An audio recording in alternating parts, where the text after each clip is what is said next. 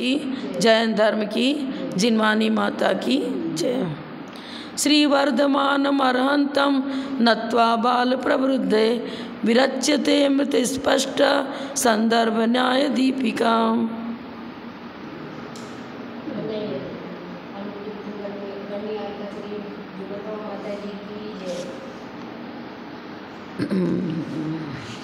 Page number 222।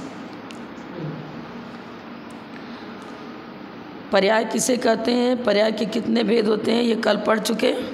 अर्थ पर्याय और व्यंजन पर्याय। प्रति समय होने वाला जो परिणमन है अगुरु लोग गुण के निमित्त से, उसको अर्थ पर्याय कहते हैं।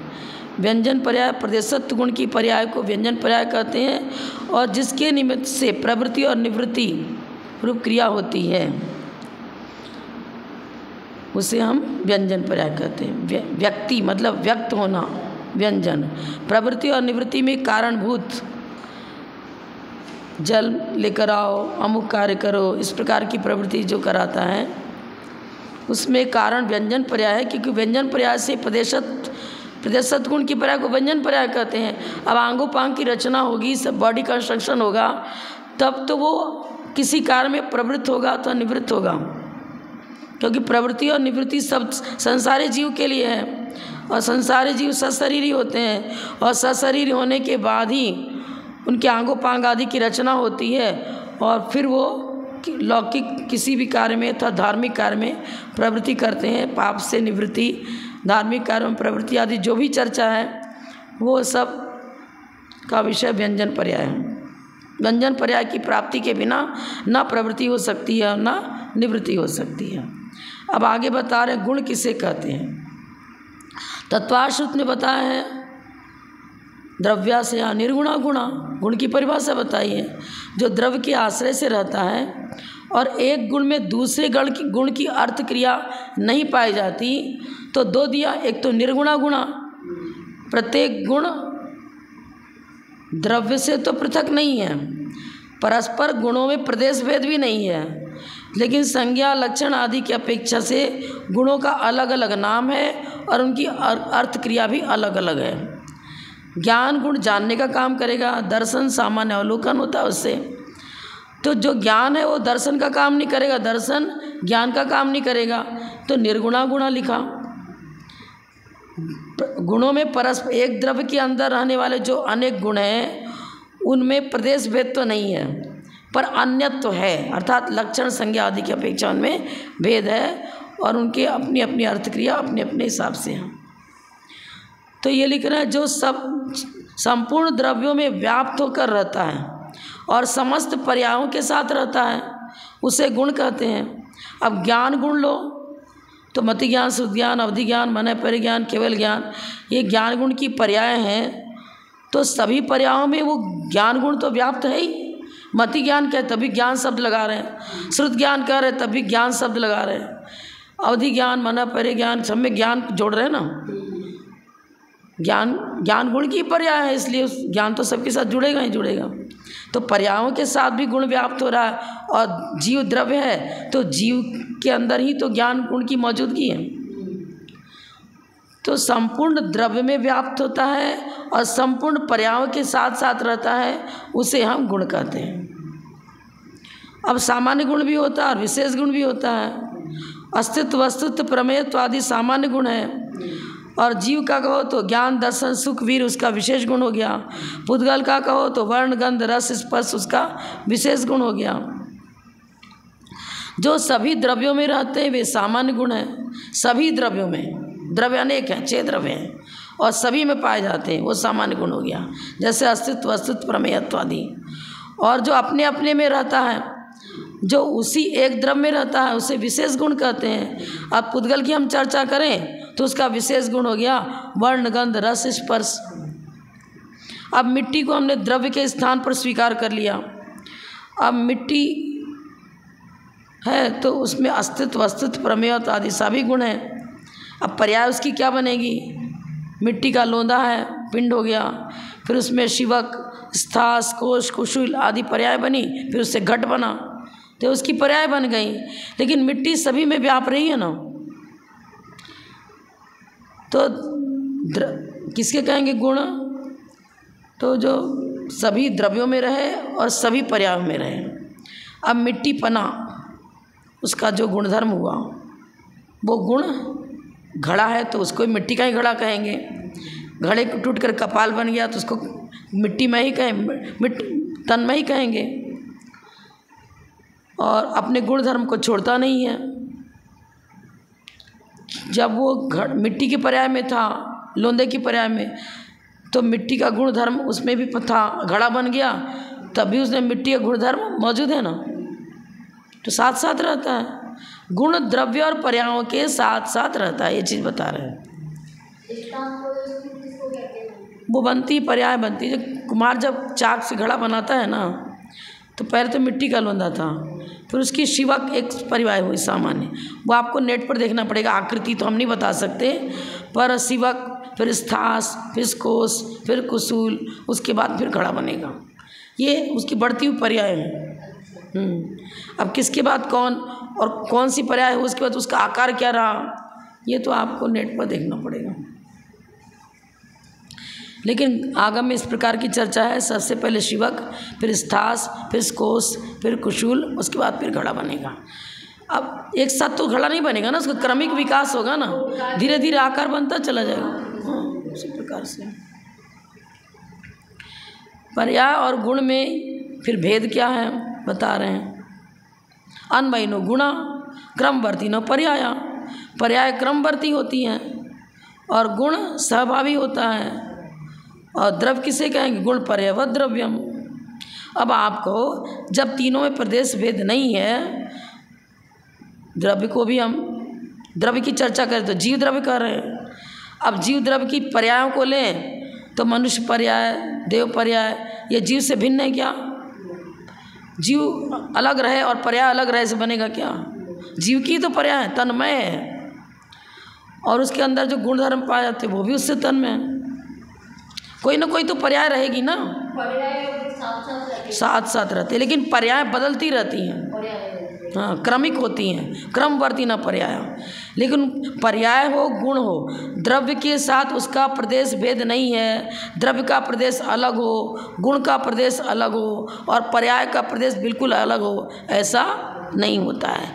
सोने से अंगूठी बनाई, हार बनाया, कुंडल बनाया, कुंजी बना, सब में स्वर्ण बना तो सोने से ही तो बना हुआ है, उसी स्वर्ण से बना हुआ है। एक बहुत बड़ा सोने का पीस लिया, उससे अनेक आइटम बना लिए, तो सुवर्णत्व तो सभी में मौजूद है ना।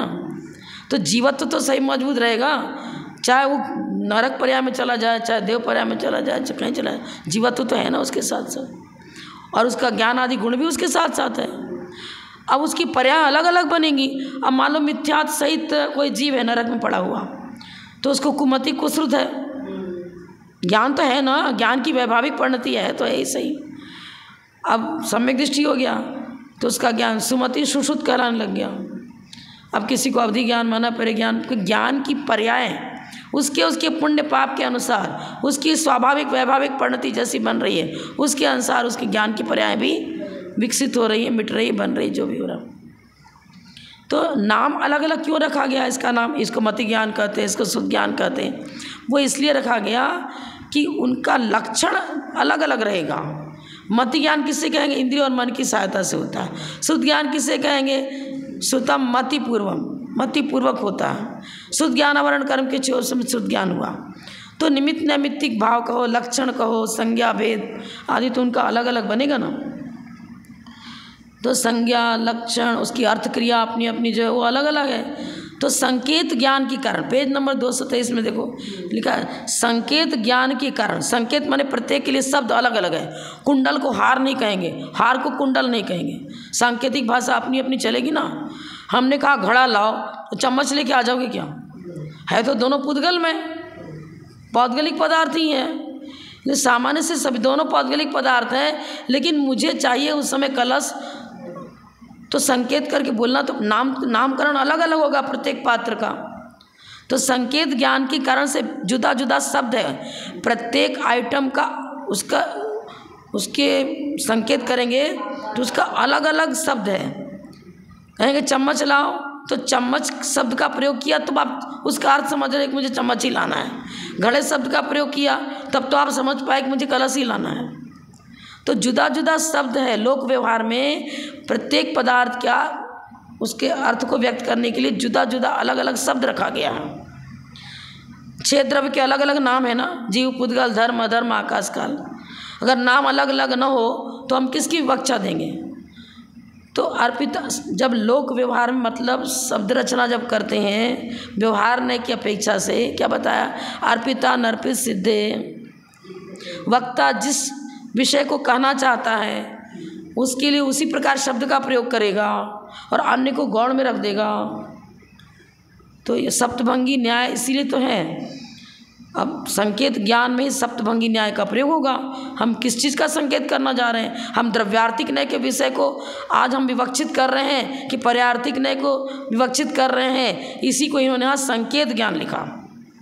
सप्तभंगी न्याय के द्वारा वक्ता अपने अभिप्राय को अभिव्यक्त करेगा, संकेत करेगा, श्रोता के लिए उसका प्रतिपादन करेगा। अब करें क्या? संकेत ज्ञान में कारण होने और जुदा जुदा शब्द व्यवहार होने से इस आगम प्रस्ताव में आगम प्रमाण के निरूपण में जब वक्ता कुछ कहना चाहता है, उसका निरूपण करना चाहता है, उस समय सामान्य और विशेष का पर्यायों से पृथक निर्देश किया जाता है।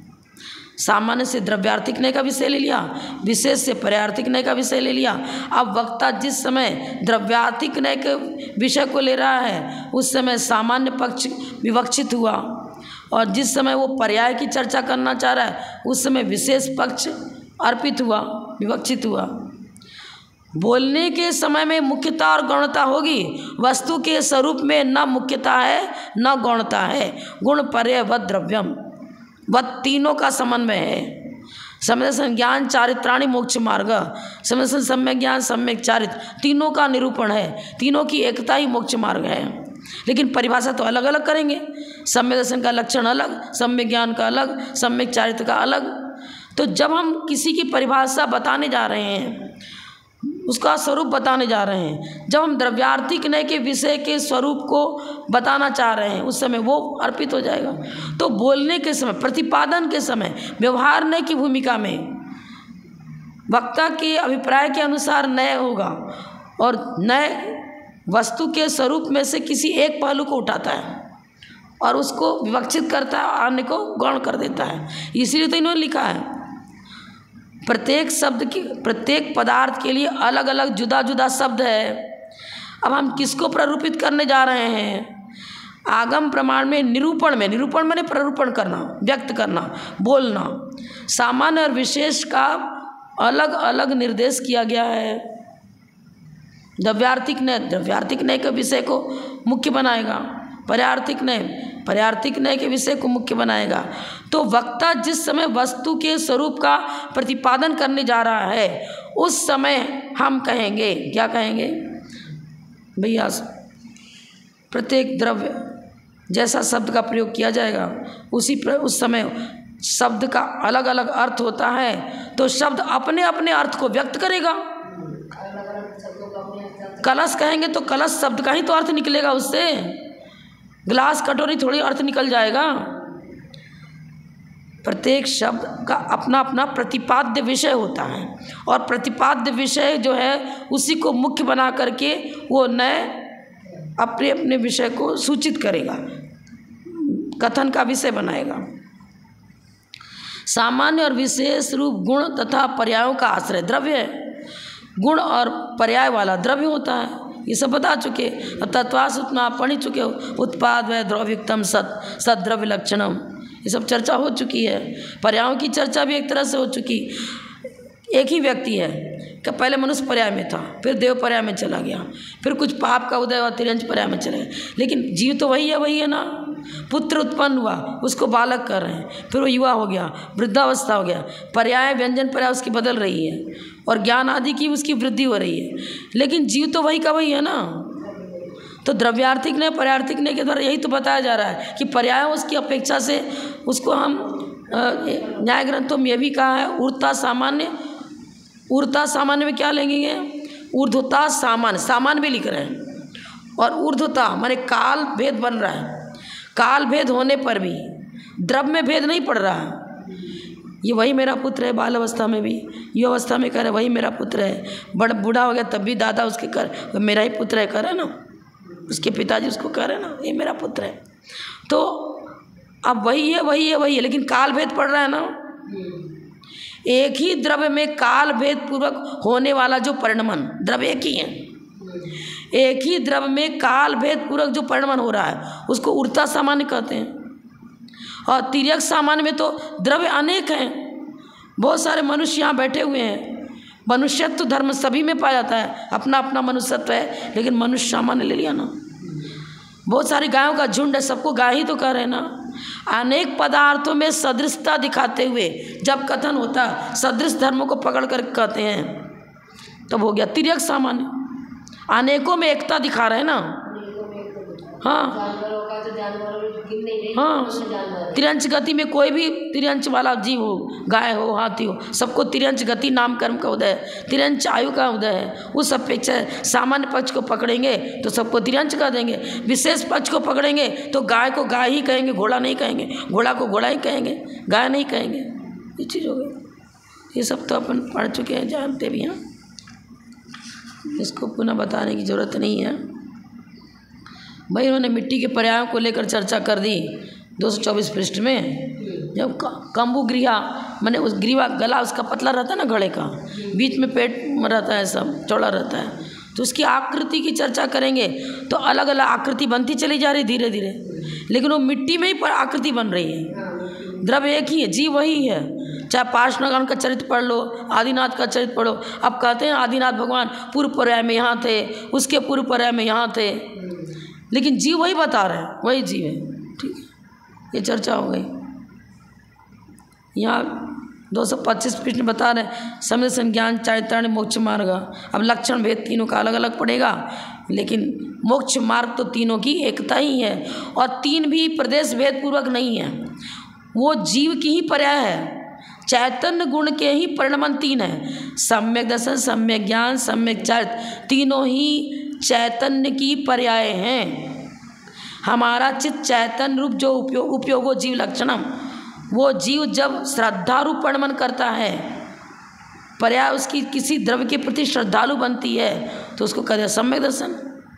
जानने देखने का काम करे तो ज्ञान कर दिया, और अपने ज्ञान स्वभाव में शुद्ध स्वभाव में स्थिर हो गया, चारित्र कर दिया। शुद्ध निश्चय ऐसे तो अपने ज्ञान स्वरूप में स्थिर होना, इसको चारित्र कहते हैं। और चारित्र जो बताया ना, ये चारित्र के लक्षण अलग अलग बताए ना, जैसे कि संयम की परिभाषा देखो तो छेदोपस्थापना, परिहार विशुद्धि, संयम, यथाख्यात चारित्र, ये सब अलग अलग बता रहे हैं ना। सामायिक छेदोपस्थापना, परिहार विशुद्धि और फिर यथाख्यात चारित्र की चर्चा जो करी है, तो वो अलग अलग चूँकि तारतम्य बन रहा है, किस में किस प्रकार, गुण स्थान में भी तारतम्य बन रहा है। सम्यक चौथे गुण स्थान से ही हो गया, अब 13वें गुण स्थान का सम्यक दर्शन और चौथे गुण स्थान का सम्यक दर्शन एक साथ हो जाएगा क्या? एक जैसा हो जाएगा क्या? कुछ न कुछ तो विशुद्धता अधिक है सब में, क्योंकि अभी चारित्र मोनी है तो सम्यक दर्शन के चारित्र मोनी के साथ रहने वाला सम्यक दर्शन, और ये मोह रहित हो गया तो परमावगाढ़ सम्यक दर्शन हो गया। यथाख्यात चारित्र में परमावगाढ़ सम्यक दर्शन पाया जाता है, तो अलग अलग हो गया ना। पर्यायों की अपेक्षा अलग अलग चर्चा चलेगी, फिर भी लक्षण तो एक ही बन रहा है ना। श्रद्धा गुण की पर्याय को सम्यक दर्शन कहेंगे, और जानना हो रहा है तो ज्ञान कहेंगे, और अपने नैसर्गिक स्वरूप में स्थिरता जैसे जैसे हो रही है वो चारित्र कराने लग गया। यही चीज़ है तो चैतन्य की पर्याय है ना तीनों, ये यहाँ भी बता रहे हैं। तो बीच में लिखा है सर्वम वाक्यम सावधारणम, प्रत्येक वाक्य अपने अपने अर्थ को अवधारित करता है, माने निर्णय करता है।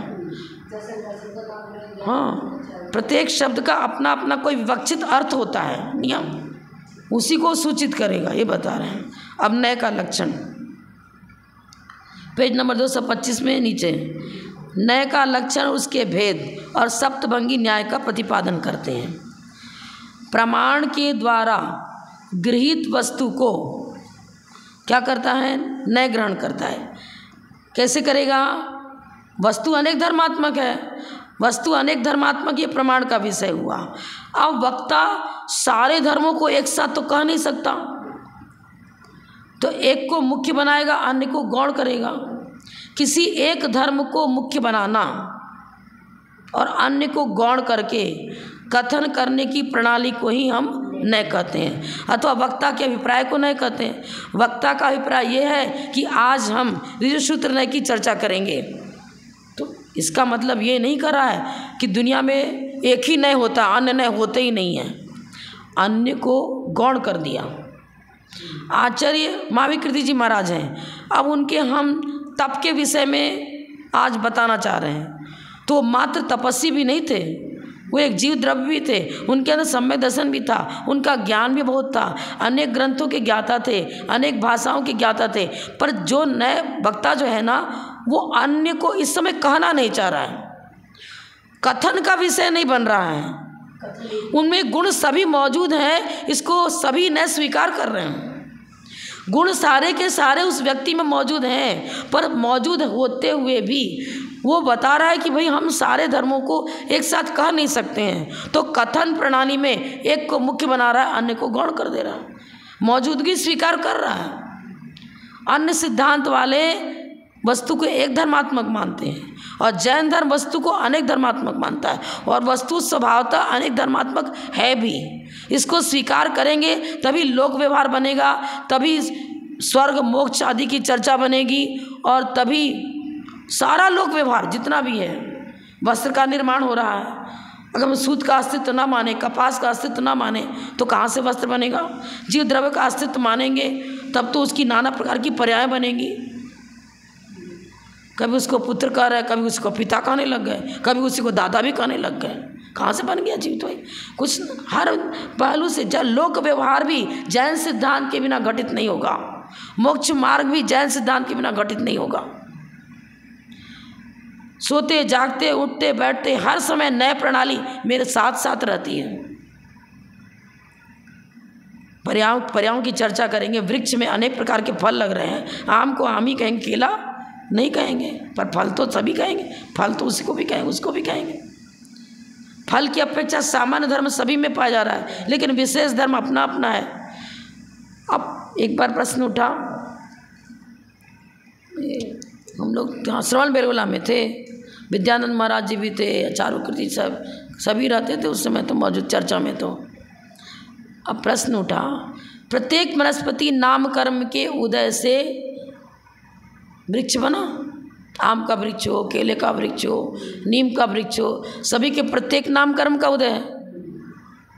जो हम भोजन में अपने काम में ले रहे हैं, शुद्ध जो लौकी हो, केला हो, और भी कोई चीज़ ले लो, तोरई का पेड़ है, कुछ का कोई भी, सब है, तो प्रत्येक वनस्पति नामकर्म का उदय है ना, साधारण नहीं है ये।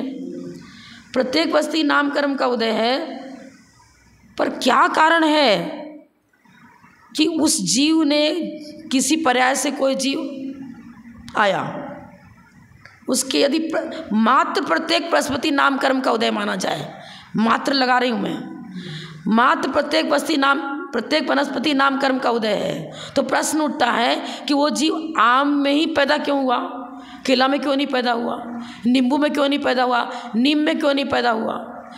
प्रत्येक नाम कर्म के भी असंख्यात लोक प्रमाण भेद हैं। उसने उपनाम कर्म का भी बंद किया। उसने अगर केला वाला बंद किया है तो वो जीव केला वाले वनस्पति में ही पैदा होगा।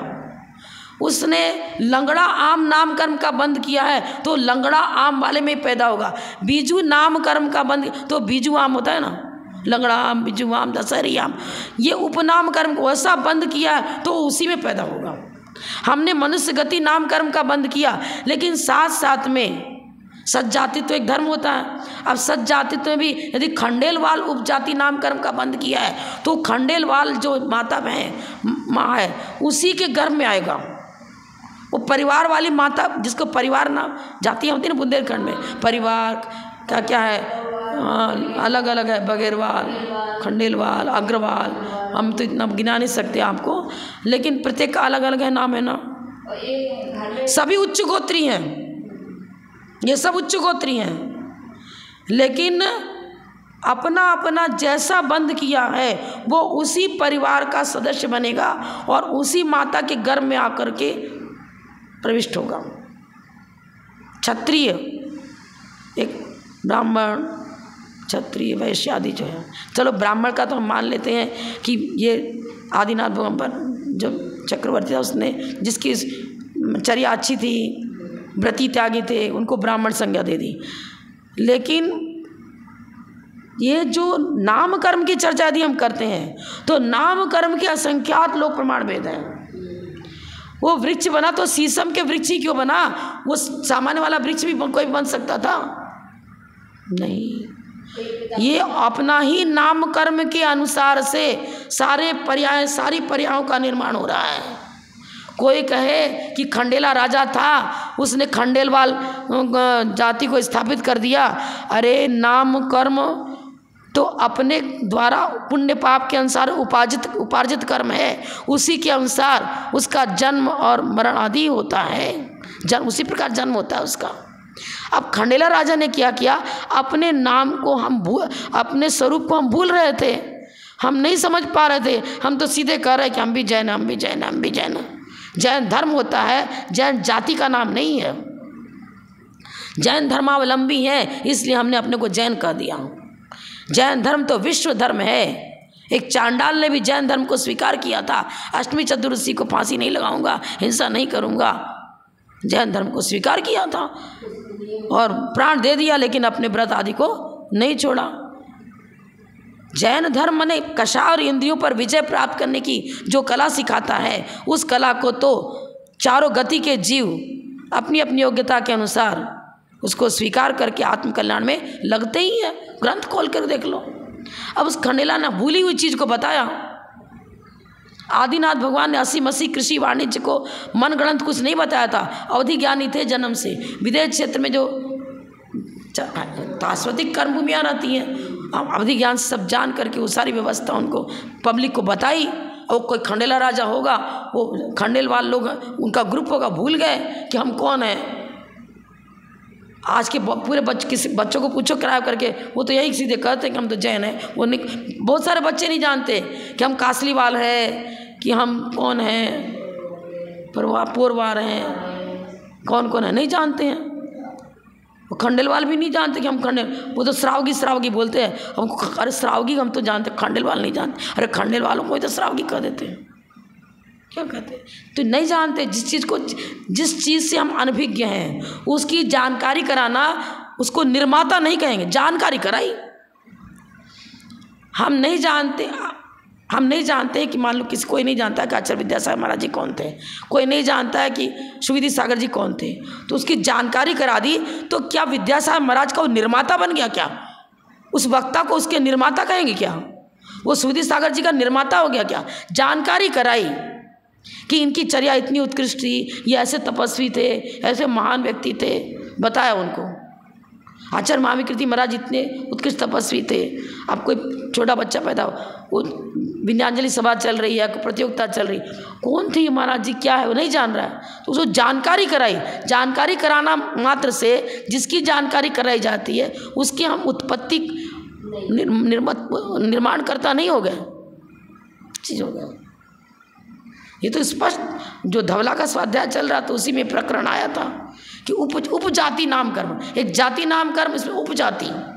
अगर फिर नहीं होता तो उसमें ऐसा क्यों लिखते कि नाम कर्म एक ही प्रकार का नहीं है, उसके असंख्यात लोक प्रमाण वेद हैं। और प्रकट में भी देखा जा रहा है, एक ही माता पिता का बच्चा, कोई तो बहुत ब्रिलियंट माइंड है, कोई बहुत अच्छा है, रूप लावण्य भी सुंदर है, और कोई का ऐसा बेचारा पैदा तो हुआ लेकिन बुद्धि उसकी काम नहीं करती। कितना है पढ़ाओ लिखाओ, ज्ञान का विकास ही नहीं हो पा रहा है, आंगोपांग भी विकसित नहीं हो पा रहे, रोग शोक आदि व्याधि से ग्रस्त है। क्या है? और एक ही परिवार में एक ही माता के जो संतान है उसमें वैराइटीज देखी जा रही है, और हमारे खुद की परिवार में वैराइटीज देखी जा रही है। वो व्यक्ति साथ से पुण्य में लग जाता है, विशेष धर्मार्जन करता है, तो क्या होता है? हम खुद बता रहे हैं ना, जब हम घर में थे अब जाते थे नाना नानी के पास, बच्चे बच्चे जाते ही हैं। हम नानी बोलती थी, हम अभी की अपेक्षा नानी नानी नहीं बोल रही, मैं तो उस गृहस्थ अवस्था की अपेक्षा बता रही। उनको आई लिखने भी नहीं आता था। पहले तो लोग स्कूल कॉलेज भेजते ही नहीं थे बच्चियों को, लड़कियां पढ़ती नहीं थी। अब हम लोग जो नाती बोलो नातिन बोलो जो बोलो, तो हम लोग उनको बता ऐसे आ लिखो, ऐसे क लिखो, ऐसे ख लिखो, सिखाते थे अक्षर। इतना मतलब उन्होंने एकाग्रता पूर्वक पढ़ा। फिर पद्म पुराण क्या सारा पुराण अपने आप पढ़ने लग गई। शादी हो गई, वृद्ध हो गई, तब तक उनको ये ज्ञान अंगूठा छाप मतलब कुछ ये पढ़ना लिखना, कोई सुना दो, कहानियाँ सुना दो, पद्म पुराण आदि जो भी कोई पढ़ रहा है, वाचना कर रहा है, सुन लिया, इतना ही था उनका। सेल्फ डिपेंड नहीं थी, स्वाध्याय नहीं कर पाती थी। पर हम लोगों के सहयोग से उन्होंने सीख लिया ना, ज्ञान की वृद्धि हुई। अब किसी की आवश्यकता नहीं, कोई भी पुस्तक रख दो हिंदी वाली, बराबर पढ़ लेंगे, अर्थ भी समझ लेंगे। क्यों? विकास हुआ ना। तो ज्ञान की पर्याय भी विकसित हो रही है ना, और व्यंजन पर्याय भी विकसित हो रही है। हाइट, आंगों पांग का विकास सब देखा जा रहा है। तो पर्याय एक पर्याय में विकसित होती है, फिर नाना पर्यायों की अपेक्षा अपना अपना पुण्य पाप का जैसा लेखा जोखा है उसके अनुसार। तो हर व्यक्ति, एक बार प्रश्न उठा कि ब्रह्मा जी ने सृष्टि का निर्माण किया है। अब जैन से तो अनेकांत स्यादवाद लो, अनेकांत और स्यादवाद की अपेक्षा से तो आंसर सही भी है और गलत भी है। ब्रह्म शब्द का अर्थ होता है आत्मा, जीव द्रव्य। जीव द्रव्य माने हम मान लो अपनी चर्चा कर रहे हैं, तो हम अपने भूत भविष्यत पर्याय के निर्माता हम स्वयं हैं। हमारा सृजन कम्म कय मोह वड्ढ्य संसारम्मी अनादिजुत्तम्मी जीवस्य अठाणम करेदि आउ हलिव नरम, कर्मकांड की गाथा है। संसार किसे कहते हैं? ब्रह्मा जी ने संसार रचा, यही वाक्य रखा गया ना। ये वाक्य सही भी है गलत भी है, कैसा सही है? ब्रह्म जी हम ब्रह्म मतलब हम स्वयं आत्मा जीव द्रव्य। हमारा संस्करण जो चारों गति में हो रहा है, कम्म कय मोह वड्ढी है। हमने जैसा कर्म किया, हमारे द्वारा उपार्जित कर्म कृत और मोह वर्धित, हमारा संसार वर्धित होता है हमारे ही मोह रूप परिणति से, हमारी चैतन्य की परिणति। जब मोह कषाय दर्शन मुनि चायत मुनि इस रूप जो हमारी वैभाविक परिणति चलती है, उसी प्रकार मेरा संसार बनता है। तो हम अब अपने संसार को रचने वाले हम स्वयं हैं, ब्रह्म स्वरूप हम स्वयं हैं। हम भी संसार अपने अपने संसार के कर्ता, रचयिता, सृष्टि के विधाता सही हम हैं। ब्रह्म अनेक है, एक ब्रह्मा जी मानते ब्रह्मा द्वैतवाद, उनका कथन गलत है। ब्रह्म हम स्वयं और अपने भूत भावी पर्याय के निर्माता हम स्वयं, और भूत भावी पर्याय में चारों गति में संसरण, यही संसार है। तो हमारे द्वारा ही मेरा संसार रचा जाता है। कोई अलग से ब्रह्मा जी नहीं बैठे हैं जो हमारा संसार रच देंगे। ब्रह्मा द्वैतवादी गलत है, वो एक ब्रह्म मानते हैं, काल्पनिक ब्रह्म, कोई एक ब्रह्म उनका है भी नहीं। उनको पूछो कि तुम्हारा परमात्मा, उसके माता पिता कौन थे? हमारे 24 तीर्थंकरों के माता पिता हैं। उनका जन्म कहाँ हुआ, उन्होंने तब कहाँ किया, सब वो अपने ब्रह्मा जी जिनको परमात्मा मान रहे हैं, शिव जी मान रहे हैं, और जो कृष्ण को जो मान रहे हैं, बताए ना उनका जन्म कहाँ हुआ था? मनुष्य गति के थे कि देव गति के थे, किस गति के थे? कहाँ जन्म हुआ? जन्म हुआ ही नहीं तो अस्तित्व कहाँ रहा? अस्तित्व कहाँ रहा? प्रत्येक परमात्मा पहले संसारी थे, फिर साधना करी, तपस्या करी तो मोक्ष गए, परमात्मा बने। तुम्हारे परमात्मा आकाश से कहाँ से टपक गए? कहाँ से आए? उनका अस्तित्व क्या है? उनका स्वरूप क्या है? और उन्हें यदि मनुष्य की रचना उन्होंने करी है तो भैया हमें एक वस्त्र बनाना है तो फैक्ट्री बनानी पड़ती है, आइटम रखना पड़ता है, कपास लाना पड़ेगा, सूत का निर्माण करना पड़ेगा, फिर सूत से तो उनके पास हड्डी, चमड़ा, मांस, रक्त आदि का कोई टैंक तैयार करके रखा था क्या? कौन कौन से कारीगर रखे थे निर्माता के लिए? सारी व्यवस्था लौकिकता में फेल कर रही है। माता पिता के रजवीर से ही संतान की उत्पत्ति होती है, प्रत्यक्ष देखा जा रहा है। कहाँ से ब्रह्मा जी ने मनुष्य बना दिया? कहाँ से तिरंज बना दिया? कहाँ से किसी का निर्माण कर दिया? चराचर सारे पदार्थ के रचयिता ब्रह्मा जी, कुछ नहीं है। रचयिता का मतलब ऐसे यदि देखो स्यादवाद अनेकांत की अपेक्षा से, तो ब्रह्म मतलब सहस्त्र नाम में हम पढ़ते हैं तीर्थंकर भगवान महावीर। तीर्थंकर भगवान महावीर कहो चाहे 24 किसी का नाम ले लो, उनके ज्ञान में सभी लोक अलोक द्रव्य गुण पर्याय सहित झलकता है। तो उनके ज्ञान में पूरा लोक अलोक समाहित है। समय ज्ञेय पदार्थ उनके ज्ञान में सारे लोक अलोक झलक रहे हैं, उसमें समाहित हैं। और उनके द्वारा ही जो उनके दिव्य ध्वनि से प्रत्येक वस्तु का निरूपण हुआ, पुत जीव पुद्गल धर्म अधर्म आकाश काल, तो उन्होंने हमें जानकारी कराई, शिक्षा दी, शिक्षा ज्ञान तत्व ज्ञान दिया। इसलिए हम उनको अपने माता पिता कह देते हैं, परम पिता तीर्थंकर बोलते हैं। वही हम कहते हैं अरे मेरे जीवन को तो गढ़नी आर्य का विजयमती माता जी ने प्रदान किया है, मेरा जीवन तो बहुत रफ था। अरे हमारे निर्माता तो हमारे गुरु हैं, हमारे निर्माता हमारे गुरु हैं, तो क्या गुरु तो संयमी है, वो तो मुनि है, जन्म दिया क्या उन्होंने मुझे? पर जन्म दिया भी किस अपेक्षा से? मोक्ष मार्ग मुझे प्रदान किया, एक ऐसा जीवन प्रदान किया जिससे कि हमारा स्थायी सुख प्राप्त कर सकें हम। स्याद्वाद अनेकांत में हर पंक्ति के साथ यदि सही विवक्षा लगाएंगे तो गुरु हमारे जीवन के निर्माता हैं भी और नहीं भी हैं। हमें जन्म तो मेरा अपने माता पिता के रजवीर से हुआ, लेकिन मुझे मोक्ष मार्ग दिया, तत्व ज्ञान दिया, तो मेरे सही निर्माता, मुझे रोशनी देने वाले निर्माता तो वही गुरु हैं। निर्माता है भी नहीं भी हैं, किस अपेक्षा से? बढ़ई ने कोई फर्नीचर बनाया तो बढ़ई को उसका निर्माता कहते हैं, पर बढ़ई ने क्या उसको आकृति दी, निर्माण नहीं किया था। लकड़ी तो पेड़ में से काट कर लाया गया था, और लकड़ी भी कोई वनस्पति का एक जीव था, उसकी बॉडी से लाया गया। सारा जड़ से चर्चा चलो, फिर धीरे धीरे चर्चा सब स्याद्वाद सप्तभंगी, स्याद्वाद अनेकांत, ये इस मुख्य पॉइंट पर सप्तभंगी न्याय के द्वारा है भी नहीं, अस्ति सप्तभंगी न्याय इसमें आगे आ रहा है। अभी तो टाइम है, इसको आज पूरा ही कर देते हैं, ग्रंथ पूरा हो जाएगा आज। इसमें आगे देख लो सप्तभंगी न्याय की चर्चा।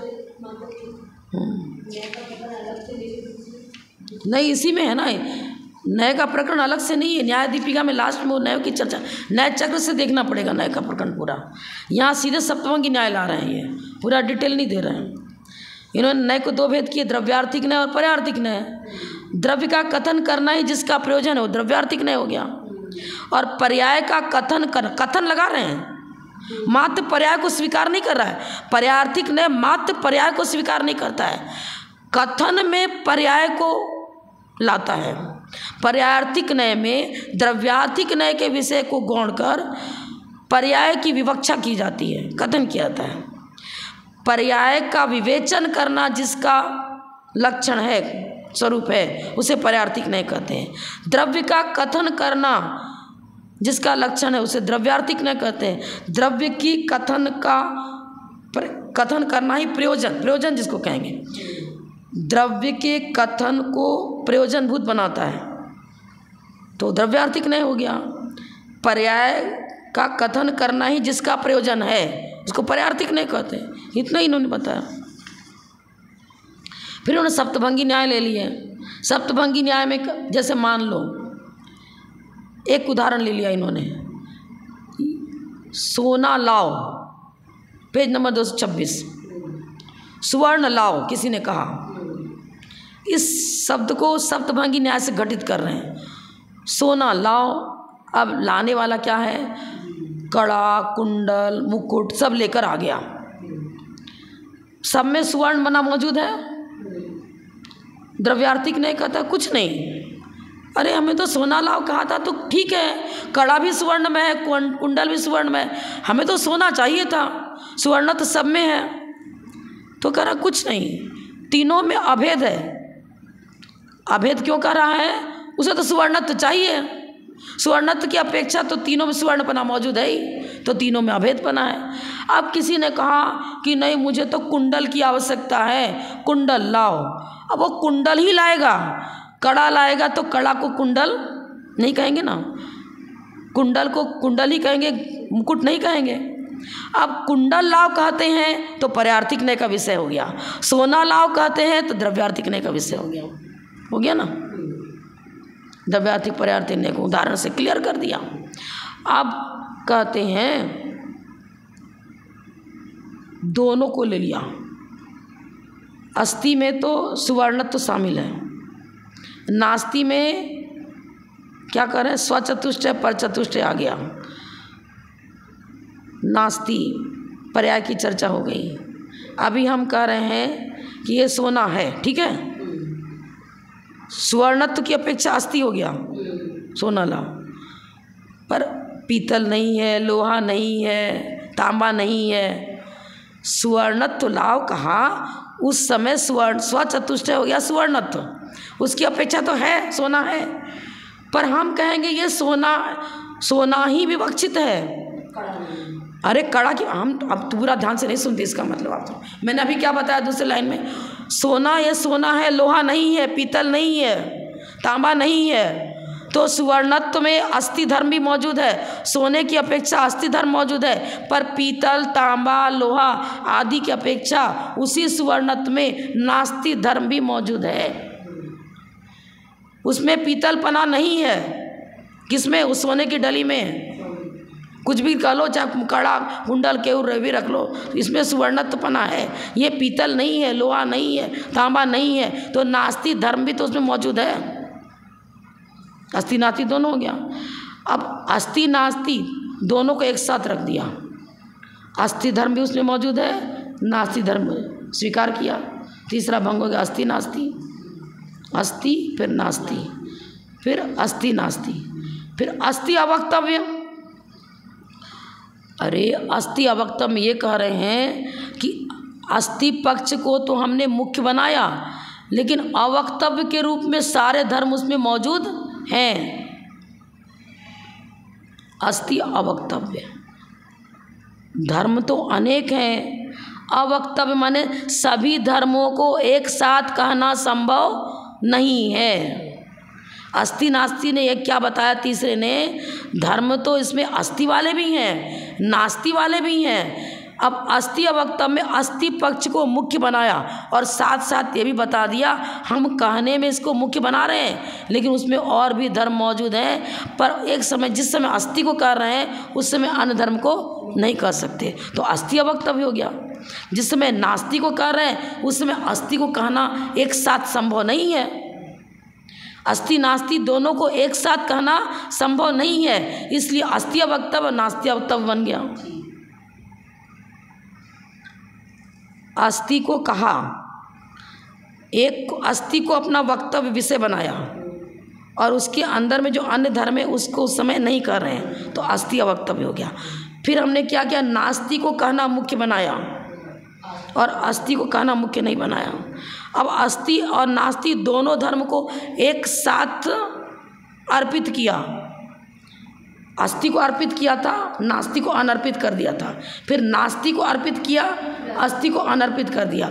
अस्थि नास्ति दोनों को अर्पित विवक्षित बनाना, तब कह रहे हैं नहीं अवक्तव्य, अस्थि नास्ति दोनों को एक साथ नहीं कह सकते। अब हमने समझाने में इस तरह कह दिया, पर क्रमिक कथन किस प्रकार है, पहले अस्थि फिर नास्ति, फिर तीसरा अस्थि नास्ति, चौथा है अवक्तव्य, चौथा है अवक्तव्य। पहले क्या लिखा था, अस्थि, दूसरा नास्ति, तीसरा अस्थि नास्ति, चौथा अवक्तव्य, क्योंकि अस्थि नास्ति दोनों को एक साथ नहीं कर सकते। और ठीक है दोनों को एक साथ नहीं कर सकते, अब क्या किया, चलो हम अस्थि को पहले विवक्षित बना रहे हैं, अस्थि अवक्तव्य, अस्थि को मुख्य बनाया, नास्ति को अवक्तव्य में डाल दिया, फिर नास्ति को वक्तव्य बनाया और अन्य को अवक्तव्य में डाले, अस्थि अवक्तव्य नास्ति अवक्तव्य, फिर अस्थि नास्ति दोनों को एक साथ लाओ, अस्थि नास्ति अवक्तव्य। क्या हुआ, पहला अस्थि फिर नास्ति फिर अस्थि नास्ति फिर अवक्तव्य, अस्थि अवक्तव्य, नास्ति अवक्तव्य और अस्थि नास्ति अवक्तव्य। 6 के 7 हुए, 4 तो पहले ही ले लिया था हमने, अस्थि नास्ति, अस्थि नास्ति अवक्तव्य चौथा, 5वां अस्थि अवक्तव्य, 6ठा नास्ति अवक्तव्य, 7वां अस्थि नास्ति अवक्तव्य। अब जो अवक्तव्य अवक्तव्य लग रहे हैं ना, वो इसलिए लग रहे हैं कि धर्म तो अनेक हैं, अब उनको एक साथ नहीं कह सकते। चौथे में अवक्तव्य को डाल दिया, भाई देखो सभी को एक साथ कहा नहीं जा सकता है चौथे वाले में। पांचवें वाले में कह रहे हैं ठीक है हम बता रहे हैं, लेकिन ये मत समझ लेना कि जो बताया जा रहा है उसमें मात्र उतना ही धर्म है। हम अभी अस्थि को विवक्षित कर रहे हैं, पर यह मत समझ लेना कि मात्र इसमें अस्थि धर्म पाया जाता है, नास्ति धर्म नहीं पाया, मत समझ लेना। अस्थि वाले को तो पॉइंट को पकड़ कर चर्चा कर दी और नास्ति वाले को अवक्तव्य में डाल दिया। फिर क्या किया, दूसरे दिन नास्ति को तो वक्तव्य बना लिया और अन्य अस्थि वाले को गौड़ में डाल दिया, तो अवक्तव्य हो गया ना, क्योंकि दोनों को एक साथ कह नहीं सकते। अब लास्ट वाले में क्या किया, अस्थि नास्ति दोनों को एक साथ ले लिया और कह रहे अस्थि नास्ति दोनों धर्म को एक साथ कहा ही नहीं जा सकता है। अस्थि नास्ति को कहने के लिए हमें क्रमिक लेना पड़ेगा, अस्थि अवक्तव्य, नास्ति अवक्तव्य और फिर अस्थि नास्ति दोनों को लाकर अस्थि नास्ति अवक्तव्य। ये इसलिए डाल रहे हैं कि भैया हम समझें कि गुण धर्म तो अनेक हैं, लेकिन चर्चा सबकी एक साथ नहीं हो सकती। एक उदाहरण में घटित हो सकता है, घटित कर रहे हैं ना, अभी हम मनुष्य हैं, ठीक है, पर हम मनुष्य हैं, तिर्यंच नहीं है, नारकी नहीं है, देव नहीं है। व्यंजन पर्याय के पे पहले में अस्थि डाला था, जिस समय अस्थि डाला उसी समय नास्तित्व भी बता रहा है। अभी दिन है तो रात नहीं है, तो मानना ही पड़ेगा ना। अस्थि में स्वचतुष्ट है, जो वर्तमान में दिन है अस्थि हो गया। अब दूसरे में लाया नास्ति दिन। ये भी समझो कि रात भी कोई चीज़ है, मात्र दिन ही नहीं होता है, जब सूर्यास्त हो जाता तो रात्रि भी आती है। अब दूसरा बता रहा है नास्ति, पर स्वचतुष्टय की अपेक्षा अस्थि, पर चतुष्टय की अपेक्षा नास्ति। स्वचतुष्टय हम मनुष्य हैं, पर चतुष्टय पर की अपेक्षा पर देव नहीं है, नारकी नहीं है, आदि हो गया। स्वचतुष्टय की अपेक्षा नास्ति, पर चतुष्टय की अपेक्षा नास्ति। फिर क्या कर दिया, अस्थि नास्ति दोनों मिलाया। स्वचतुष्टय की अपेक्षा हम अस्थि हैं, लेकिन उसी समय पर चतुष्टय की अपेक्षा हम नास्ति भी हैं। उसी समय हम मनुष्य हैं, उसी समय हम ये भी बता रहे हैं कि हम इस समय वर्तमान में हम नारकी नहीं हैं, वर्तमान में हम देव नहीं हैं, वर्तमान में हम तिर्यंच, उसी समय भेद नहीं है, क्या है और क्या नहीं है, अस्थि नास्ति दोनों हो गया ना। आप कह रहे अस्थि नास्ति दोनों को एक साथ कह नहीं सकते, दोनों धर्म एक साथ प्रकट होगा क्या, कि उस समय हम मनुष्य भी रहे, उस समय तिर्यंच भी रहे, उस समय देव भी रहे, उस समय ना बनेगा क्या। अब कहना पड़ेगा भैया स्वचतुष्टय की अपेक्षा तो तुम अस्थि भी हो और उसी समय पर चतुष्टय की अपेक्षा नास्ति भी हो। आप स्वचतुष्टय पर चतुष्टय सारे धर्मों की चर्चा एक साथ कर नहीं सकते, तो चौथा में क्या बता रहे, अवक्तव्य। स्वरूप में अवक्तव्य, स्वरूप सभी मौजूद हैं, अवक्तव्य के रूप में सारे गुण धर्म प्रत्येक धर्म के अंदर मौजूद हैं। मौजूदगी स्वीकार करो। अब मौजूदगी तो स्वीकार कर ली, अब वक्ता कह रहा है, आप दूसरे दिन कह रहा है, अब हम आज अस्थि पक्ष को मुख्यता बना कथन करेंगे और अन्य को गौण कर देंगे। अब पांचवा भंग क्या बना, अस्थि अवक्तव्य। फिर दूसरे दिन कह रहा है आज हम नास्ति को मुख्यता बनाएंगे पर अस्थि वाले को गौण कर देंगे, नास्ति अवक्तव्य हो गया। अब अस्थि नास्ति अवक्तव्य, अब लास्ट कंक्लूजन लास्ट में क्यों रखा, जब स्वरूप का विचार करोगे तो प्रमाण का विषय बनेगा। प्रमाण कहता है वस्तु अनेक धर्मात्मक हैं। मकान की चर्चा चली, पर मकान में बहुत सारे पार्ट्स हैं, कहीं लैट्रिन बाथरूम बना है, कहीं किचन है, रसोई घर है, बरांडा है, पेड़ पौधे भी लगा रखे हैं, अलग अलग अपना अपना कक्ष है, सबका कमरा है, पार्ट्स है। अस्थि नास्ति अवक्तव्य बता रहा है, अरे अस्थि धर्म, जिस समय हम अस्थि की चर्चा करें उस समय वस्तु मात्र अस्थि रूप नहीं है, जिस समय नास्ति की चर्चा करें उस समय वस्तु मात्र नास्ति रूप नहीं है। इस प्रकार सब समझाते समझाते अब आपने आचार्य महावीकृति महाराज की चर्चा चालू करी, एक बार उनके समदर्शन की चर्चा कर रहे हो, एक बार उनके ज्ञान की चर्चा कर रहे हो, और उनकी तर्क की चर्चा, सब चर्चा करते करते हाथी की चर्चा करी, उसका सूंड होता है, ऐसा पैर होता है, ऐसा पेट होता है। अब लास्ट में क्या हो गया, पूरा हाथी दिमाग में आ गया। गुण परे व द्रव्यम, लास्ट में वस्तु का स्वरूप आ गया। वस्तु का स्वरूप अस्थि नास्ति अवक्तव्य में 7वां में बता रहे हैं, अरे सबको लिए हुए चलो। स्वरूप में तो अस्थि धर्म भी मौजूद है और स्वरूप में ही नास्ति धर्म मौजूद। यहाँ तक कि सिद्ध भगवान में भी 8 गुण बताए हैं, तो उसमें अनुजीवी प्रतिजीवी की चर्चा करी। अनुजीवी अस्थि रूप, प्रतिजीवी नास्ति रूप, अस्थि नास्ति दोनों का समन्वय करके कथन किया जा रहा है। सिद्ध भगवान में 8 गुण हैं। नास्ति भी धर्म है, ये धर्म ही तो, क्योंकि हम चर्चा करेंगे तो मैं मनुष्य हूँ चर्चा कर रहे हैं, तो उस समय ये चर्चा गौण रूप में सम्मिलित है कि हम नारकी नहीं, हम देव नहीं हैं। अस्थि के बिना नास्ति नहीं, नास्ति के बिना अस्थि नहीं, दोनों ही वस्तु का स्वरूप है। वस्तु अनेक धर्मात्मक है, स्वचतुष्टय पर चतुष्टय, दोनों की अपेक्षा जब चर्चा होगी तो वस्तु का स्वरूप बनेगा, नहीं तो सभी द्रव सर्वसंकर दोष आ जाएगा। किसी को हम जीव कह ही नहीं सकेंगे, हम ये टेबल को भी जीव कह देंगे। अगर स्वचतुष्टय से पर चतुष्टय नहीं माने तो हम टेबल को भी जीव कहेंगे ना, क्यों कहेंगे? अस्थि पक्ष भी माना जा रहा है, ये भी, इसकी अपेक्षा भी हम अस्थि हैं और अपनी अपेक्षा भी हम अस्थि हैं।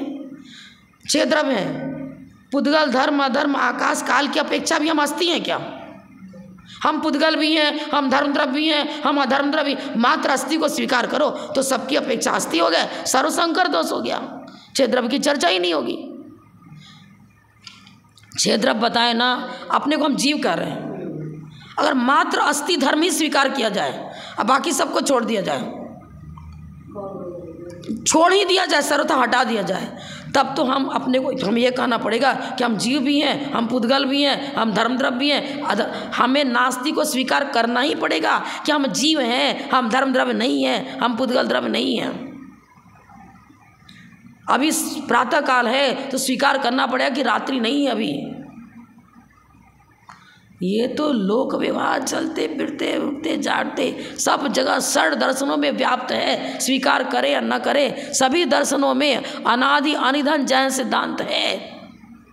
लोक व्यवहार में हर क्षण घटित हो रहा है, इसको स्वीकार किए बिना तो गुजारा ही नहीं है। कोई व्यक्ति नींद में सो रहा है तो सोया भी है जागा भी, दोनों कह देंगे क्या? अब उसकी स्नान निद्रा का उदय चल रहा है, सोया हुआ है, जागता हुआ कह देंगे क्या? अब अपेक्षाकृत चर्चा चली जाएगी कि ज्ञान तो उसके अंदर है, पर जब तक स्नान की निद्रा का उदय है तब तक आंखों से देखना जानना नहीं हो रहा है। लेकिन मुनिराज हैं तो उनको कहते हैं सोते हुए भी जाग रहे हैं, इसका मतलब अपने व्रतों के प्रति वो सावधान है। उनके व्रतों का इतना संस्कार पड़ चुका है कि करवट भी लेना है तो मार्जन करके करवट ले रहे हैं, संस्कार है उनका। लेकिन प्रत्येक काम अपना अपना काम करेगा। स्त्यानकृति निद्रा ये कह रहा है कि अभी स्त्यानकृति निद्रा का उदय है तो आंखों से देखना जानना उसका नहीं हो रहा है। सूत्र एक एक वाक्य अपने अपने संदर्भ को लिए हुए, अपने अपने विषय को लिए हुए है, और यही तो नए है। और सभी नयों का मिला दो, वस्तु अनेक धर्मात्मक है और प्रमाण के द्वारा गृहीत, वस्तु अनेक धर्मात्मक प्रमाण का विषय हुआ, अब प्रमाण के द्वारा गृहीत विषय को ही इनलार्ज करेगा, क्रमिक क्रम पूर्वक चर्चा करते हुए नया कथन करेगा। यही है, आज ग्रंथ आपको पूरा हो गया।